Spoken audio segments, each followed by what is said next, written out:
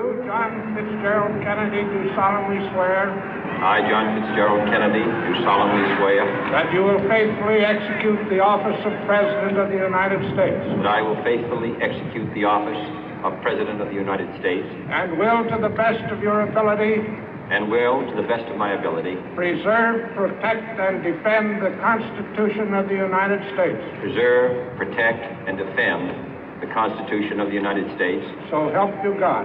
So help me God.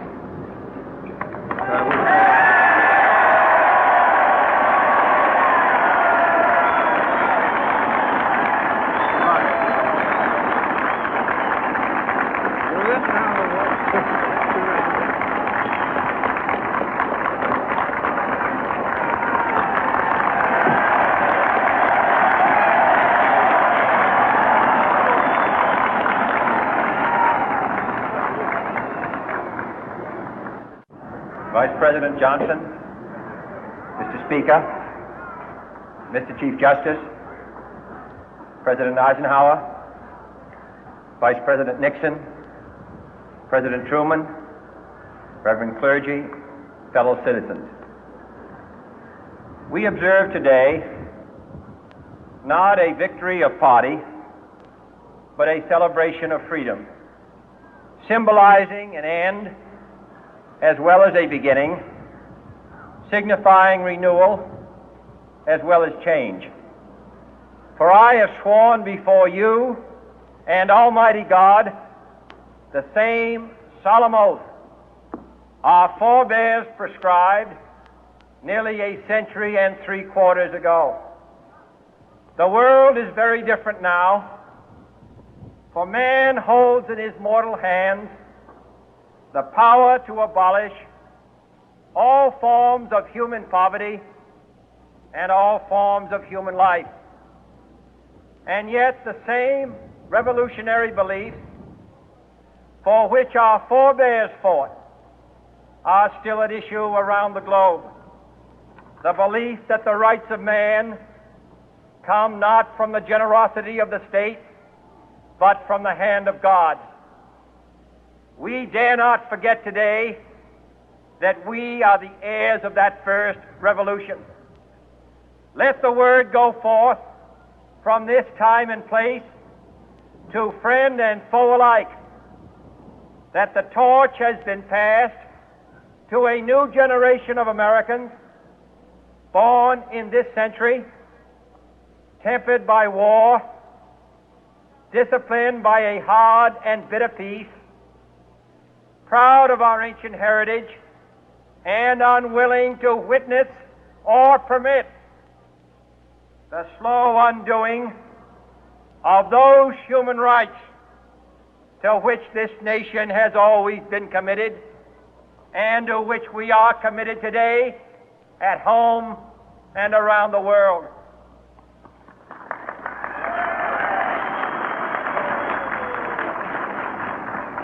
Let every nation know, whether it wishes us well or ill, that we shall pay any price, bear any burden, meet any hardship, support any friend, oppose any foe to assure the survival and the success of liberty.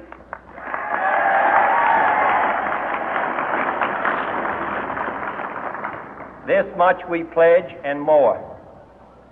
To those old allies whose cultural and spiritual origins we share, we pledge the loyalty of faithful friends. United, there is little we cannot do in a host of cooperative ventures.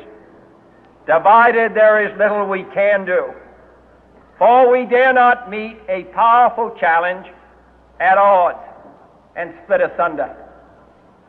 To those new states whom we welcome to the ranks of the free, we pledge our word that one form of colonial control shall not have passed away, merely to be replaced by a far more iron tyranny. We shall not always expect to find them supporting our view, but we shall always hope to find them strongly supporting their own freedom, and to remember that in the past, those who foolishly sought power by riding the back of the tiger ended up inside.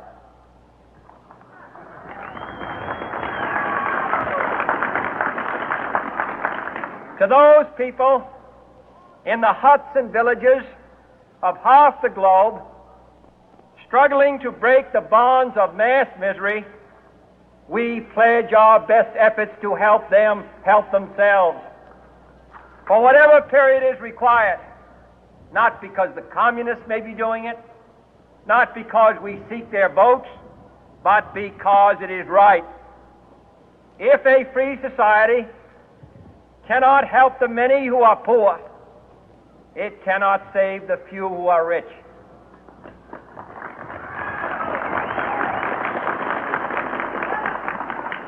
To our sister republics south of our border, we offer a special pledge to convert our good words into good deeds, in a new alliance for progress, to assist free men and free governments in casting off the chains of poverty. But this peaceful revolution of hope cannot become the prey of hostile powers. Let all our neighbors know that we shall join with them to oppose aggression or subversion anywhere in the Americas. And let every other power know that this hemisphere intends to remain the master of its own house.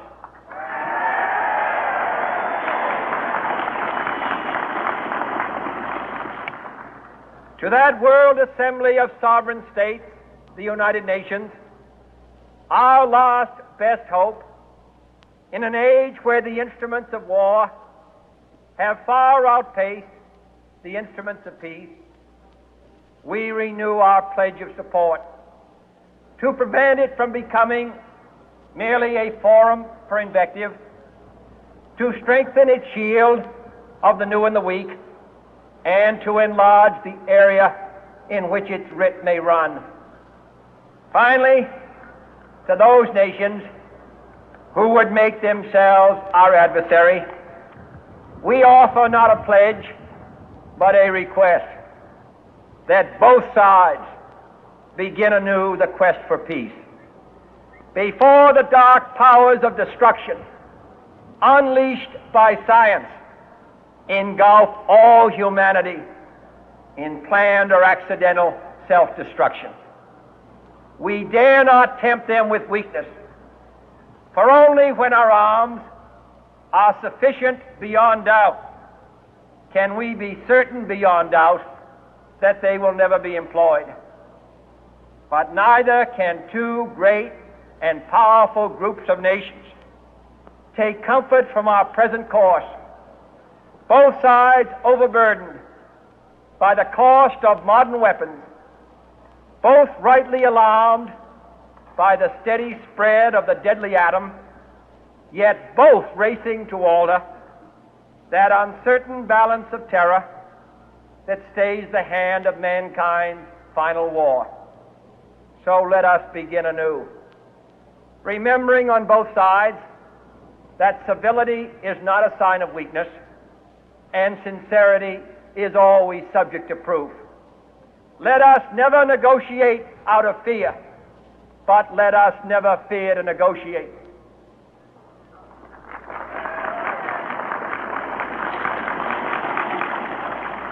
Let both sides explore what problems unite us, instead of belaboring those problems which divide us.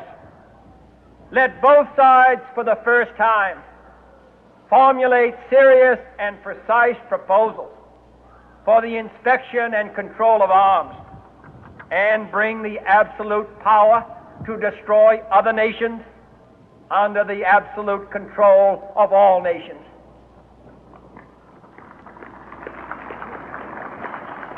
Let both sides seek to invoke the wonders of science instead of its terrors. Together, let us explore the stars, conquer the deserts, eradicate disease, tap the ocean depth, and encourage the arts and commerce. Let both sides unite to heed in all corners of the earth the command of Isaiah to undo the heavy burden and let the oppressed go free. And if a beachhead of cooperation may push back the jungle of suspicion, let both sides join in creating a new endeavor, not a new balance of power, but a new world of law, where the strong are just and the weak secure and the peace preserved. All this will not be finished in the first 100 days, nor will it be finished in the first 1,000 days, nor in the life of this administration, nor even perhaps in our lifetime on this planet.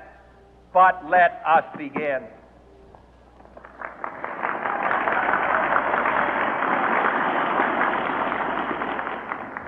In your hands, my fellow citizens, more than mine, will rest the final success or failure of our course. Since this country was founded, each generation of Americans has been summoned to give testimony to its national loyalty. The graves of young Americans who answered the call to service surround the globe. Now the trumpet summons us again, not as a call to bear arms, though arms we need, not as a call to battle, though in battle we are, but a call to bear the burden of a long twilight struggle, year in and year out, rejoicing in hope, patient in tribulation, a struggle against the common enemies of man, tyranny, poverty, disease, and war itself. Can we forge against these enemies a grand and global alliance, north and south, east and west, that can assure a more fruitful life for all mankind? Will you join in that historic effort?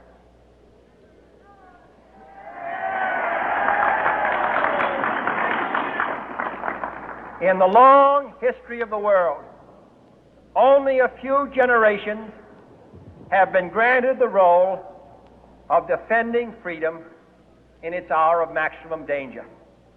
I do not shrink from this responsibility. I welcome it.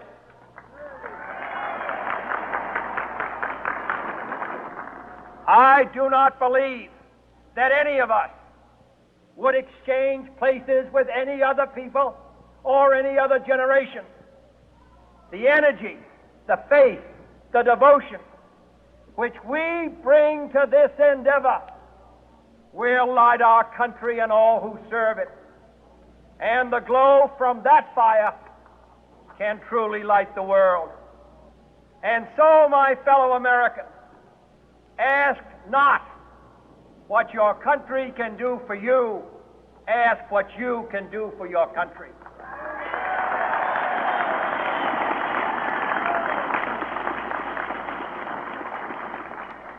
My fellow citizens of the world, ask not what America will do for you, but what together we can do for the freedom of man.